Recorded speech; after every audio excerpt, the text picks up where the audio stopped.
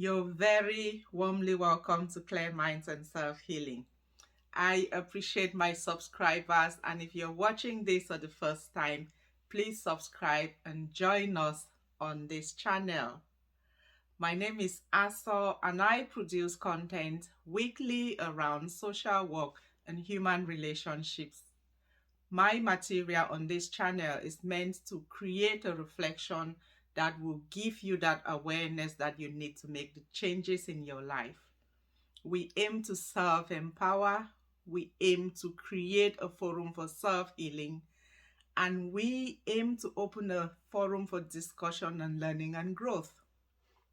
Today, I want to give you top 5 characteristics that I have mastered for my own personal relationship growth and for my practice when I work with families in terms of understanding what energy and emotions I bring to their front door and meeting new people for the first time and really creating that connection, but most importantly, understanding their own relationship models and then working with them to address those things that can empower and help them cope better. For this session today, I will be leaving you and giving you some amazing qualities that I have learned and borrowed from Fritz Perls and partner Laura Pearl and Paul Goodman, who have this concept known as the Gestalt Therapy. Now, this was created in the late 40s, early 50s, and you will be shocked to find out just how current and relevant it remains in today's issues of relating, understanding yourself and the other, and your environment. So, in this field of psychotherapy, Fritz Perls considers the individual as the mobile relationship bearer who consciously or unconsciously manifests certain characteristics, which we are going to discuss today, that end up impacting and creating outcomes for their relationships that they may or may not even be aware of. So basically, what we manifest, our actions, our thoughts, our beliefs, are what we use to cultivate our relationships. And if those are hurting or unwell, we will harvest unhealthy outcomes in our relationships.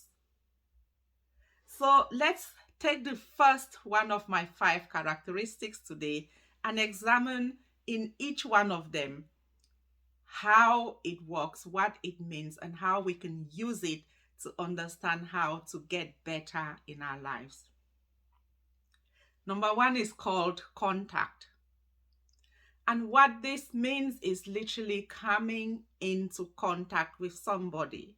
That refers to when we show up in relationships. If we pretend that you're meeting this person for the first time, you may stop and have a meaningful conversation with them or just a superficial conversation with them. But the very basic idea of hello must not be taken for granted, because not everyone has the courage to stand there or to stop and interrupt their journey to speak to that person. On reflection, there will be so many times in your life when you've walked past somebody and wished you'd said something. This also refers to interviews and every other scenario in your life. When you see that job opportunity, does it call on you to show up? Do you feel worthy enough to turn up? It means that you see it as meeting your needs and you see yourself as having the skills to meet that situation. And that's the same thing that happens at the point of contact. Do you feel confident enough to have that conversation with that person? Are your social skills developed enough? Do you have that confidence in yourself Are you well and your mood at that moment? Does it permit you to stop there and have that pleasant and intelligent conversation? Because at point of contact, one of two things can happen.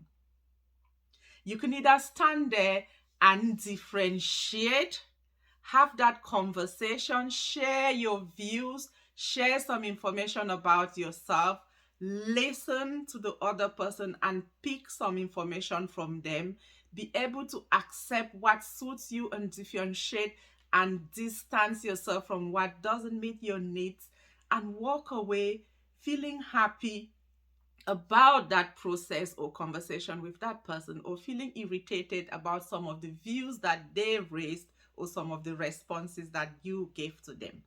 So you represented yourself at that point of contact in accordance to your self-esteem, how you feel about your worth, in accordance to your mindset and your thoughts and values, and just whether you were well enough to even have that conversation at that moment.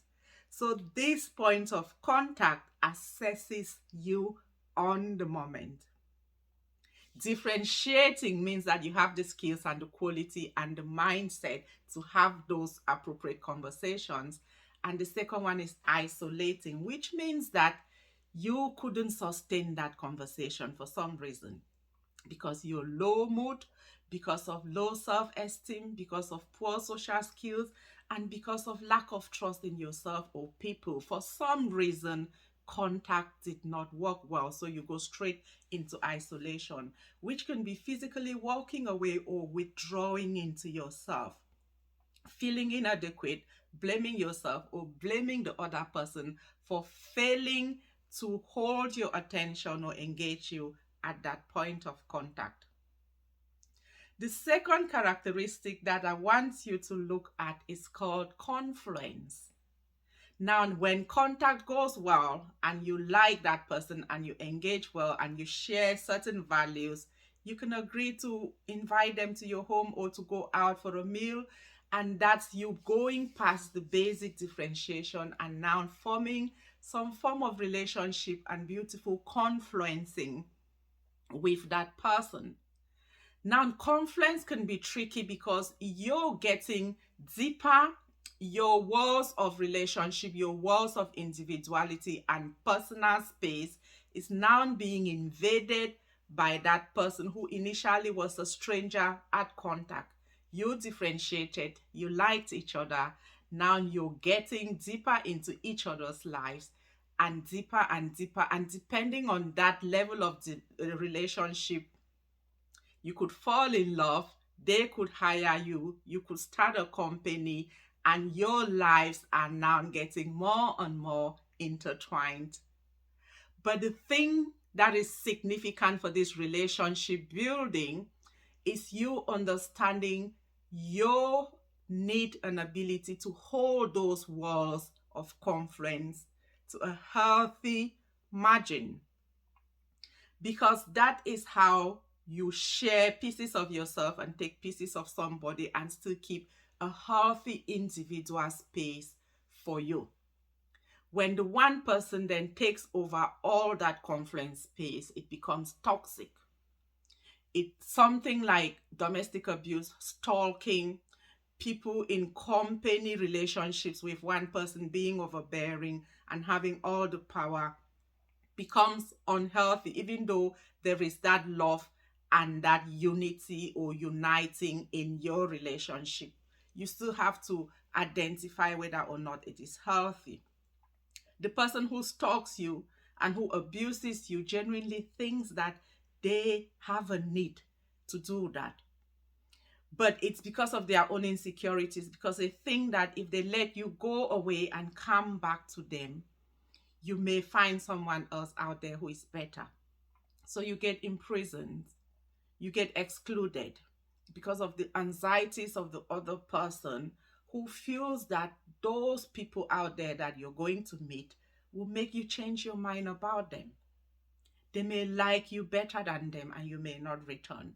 And that's something that you have to recognize in controlling relationships. Do you understand that it's controlling? Because when they're texting you over and over and over to come home, I miss you, you may well mistake it for love. They are concerned. They don't want me out there in the dark. And some of it may be well so, but some of it is their own insecurities or controlling behavior manifesting. And this whole concept is meant to help you understand what is confluence and how healthy is it. How confident are you in pushing back that boundary and stating your own values and demanding your own expectations and how you want to be treated and how you want to be loved? And this works perfectly the same for romantic relationships as for employment and family and social relationships. If you're a parent, at points of pregnancy, the baby is literally confluenced. The umbilical cord has the baby completely reliant on you. And that's that toxic level of confluence that I'm talking about in romantic relationships. Because then if you as the parent abuse drugs, the baby suffers. If you're starving, the baby suffers. If you don't sleep well, the baby suffers. And that's how I want you to understand confluence. And when you then go into your own relationships, how positive is that balance? What is your own individual space and what is your us space and what is the them space? Because when one takes over, that's when it becomes toxic.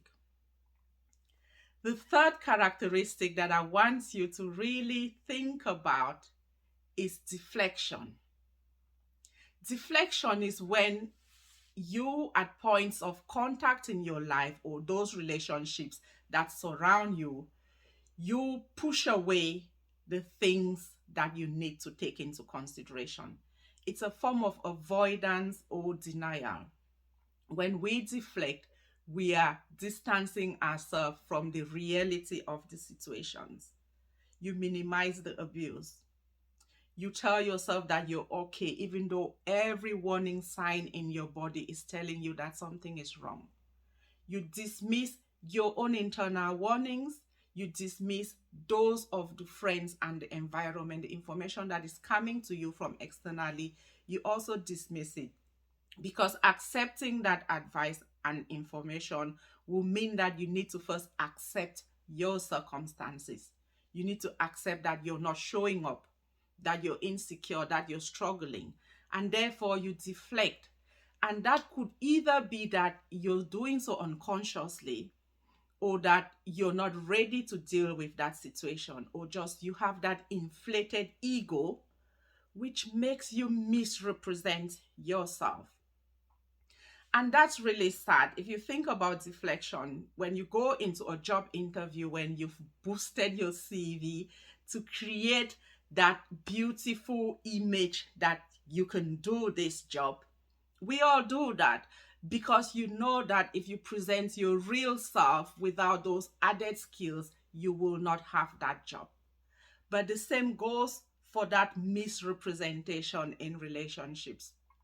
If you lie about who you are, it means that you're insecure about who you are.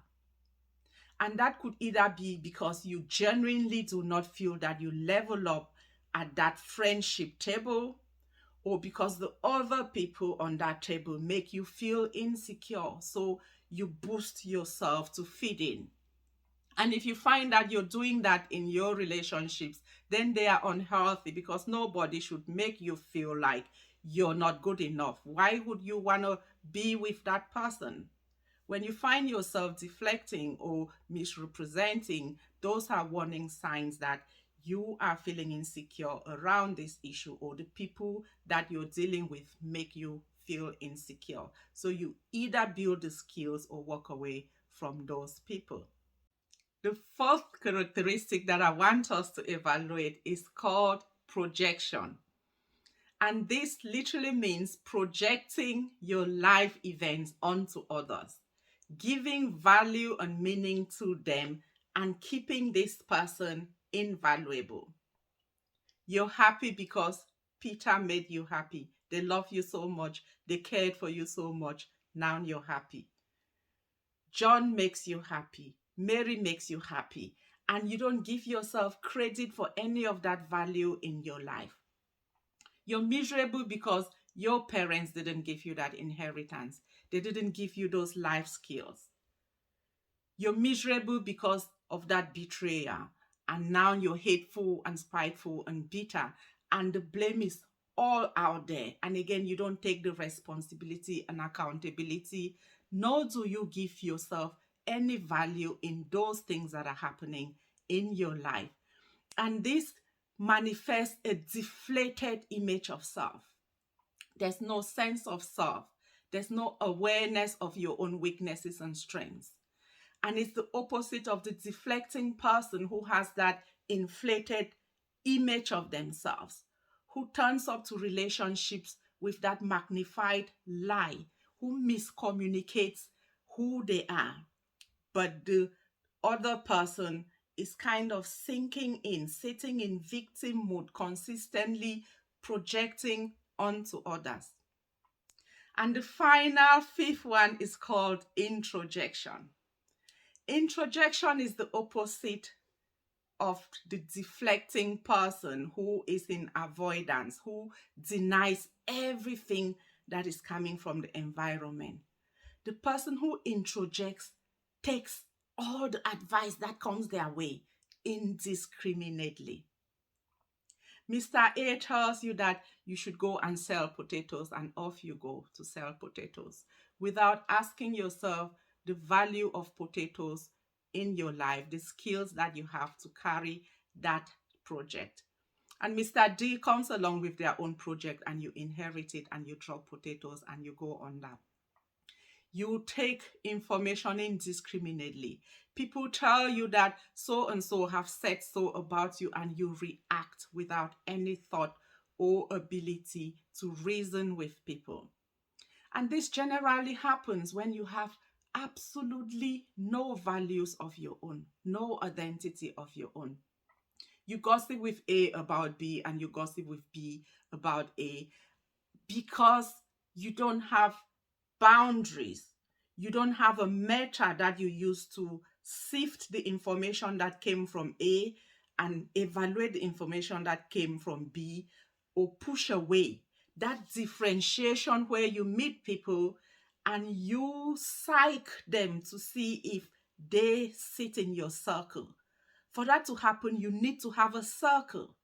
You need to have expectations. You need to have values. You need to have a firm identity in yourself. And people who shift around and inherit indiscriminately are people who lack that skill in themselves and in others. And so when you look at these 5 characteristics, you find that they are defining, first of all, your internal relating model. How you feel about yourself. Who are you? How do you show up, first of all, for yourself?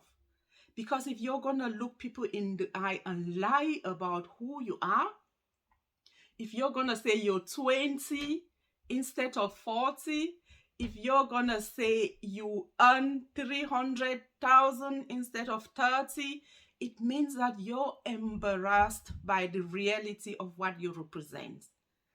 And so instead of working on you and connecting on those different components, you don't need to go out there and create those false straw relationships that will start breaking down or create anxiety for yourself when you wait for the other shoe to drop. If you hate yourself so much so that you can't even tell people the reality of who you are, then that is the pointer for you to do something about it. And that's what this whole concept is about. It starts with you. What you bring out there will eventually come back to you. And if you're not able to evaluate yourself, to create that awareness for yourself, you will struggle to also recognize what people are bringing. You need to be able to tell who is introjecting in your life. When you come to those contact levels, you need to be able to differentiate. You need to walk away knowing that I don't like what they brought to the table. But you can only see their own skills and characteristics if you recognize them in you. And that is why you're the pivot of this concept, according to Fritz Perls. I mean, I love this concept. It's so wholesome. It starts with you connecting with the different components of yourself, your thoughts, your emotions, your identity, and how you see yourself. And being able to acknowledge that this is where I'm sitting right now in this moment of contact, and whether I like it or I don't like it, and then try and work and do something about it. This is a therapy concept, but the way I see it and the way I explain it is so that you can be able to do some self therapy, do some reflection, create some awareness, and share this message so that every person should be able to understand the basics of what they show up with, and understand that it matters how you represent yourself, because it goes around and comes back to you. Even if you're the only one who knows that you lied about your identity, it's sad. So do something to change it. I hope you enjoyed it. Share it and come back next time for our next topic.